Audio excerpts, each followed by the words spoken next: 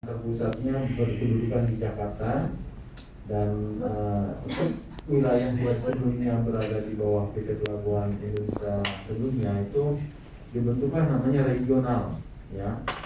Jadi kalau di di Expo 4 itu ada namanya regional 4. Nah, kebetulan kami dipercaya untuk menduduki jabatan itu.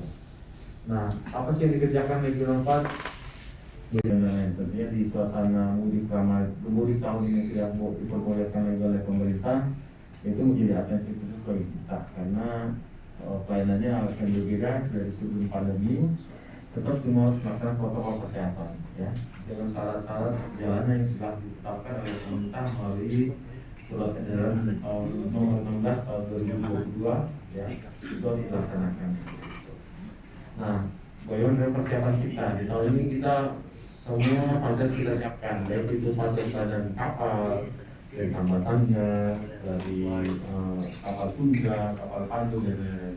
Jadi misalkan pelayanan penumpangnya kita siapkan karena biasanya itu bersamaan itu. Di hari besar juga biasanya terjadi peningkatan arus barang, arus kegiatan. Ya, kita siapkan juga, ya. Baik peti kemas, non peti kemas juga kita siapkan. Yang untuk kegiatan mudik itu kita akan melayani di 21 pelabuhan di kawasan timur, itu antara 5 sampai 10%, sampai 15% sepertinya. Pastikan atau dari Bu Jen ada yang sampaikan dulu, silakan. Oh, baik.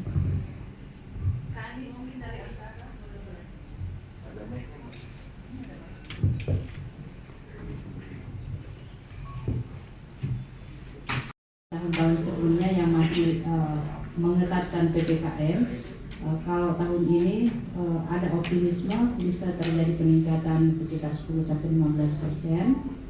Nah, untuk pantauan sisi arus distribusi barang dengan pergerakan kontainer dan sebagainya dari timur ke barat ataupun sebaliknya itu seberapa, Pak? Kemudian yang sebelumnya juga setelah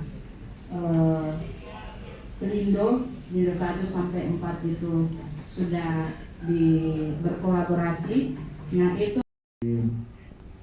dengan tahun depan, ya, Juni itu artinya sudah soft opening karena bersama juga sekitar bulan Juli ini akan ada tambahan 2 peralatan support pos Panama CC support pos Panama yang bisa menghandle untuk kapal tipe Panama yang sampai dengan 6.000 TEU seperti itu. Itu akan datang di bulan Juli.